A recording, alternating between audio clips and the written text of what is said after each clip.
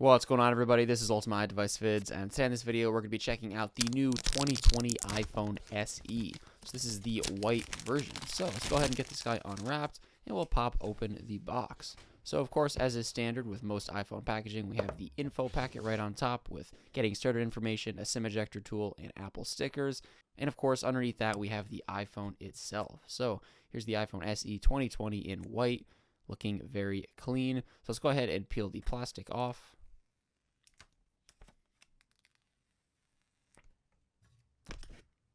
All right, and we'll go ahead and power it on now.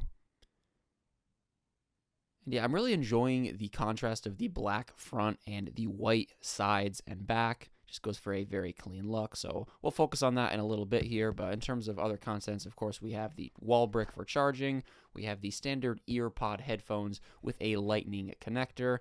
And of course, we also have the standard USB to lightning cable for charging and data transfer. And here's a closer look at the device. So you can see the back has this very nice reflective surface, just like the iPhone 8 and numerous other iPhones. And of course, these sides are this nice bright white aluminum on the white model here. And of course, again, I love the contrast, like I said earlier, between the white sides and back and the black front. Here's a closer look. And with the iPhone 8 and earlier, if you got a white iPhone, the front would also be white. But with recent iPhone models, they've gotten rid of that and made the front panels uniformly black.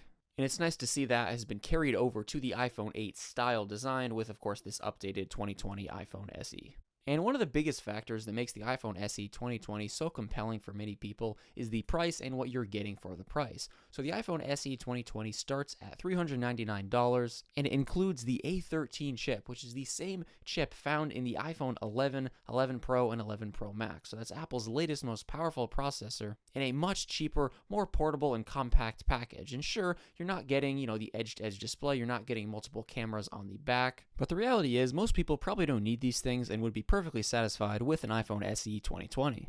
So you could think of the iPhone SE 2020 as the iPhone 11 Power inside the package of an iPhone 8 and 7, 6S, and 6 style design. And I know $399 is still a lot of money, but in comparison to what you previously had to pay to get an A13 chip compatible iPhone, which of course was $699, this is definitely a very compelling price.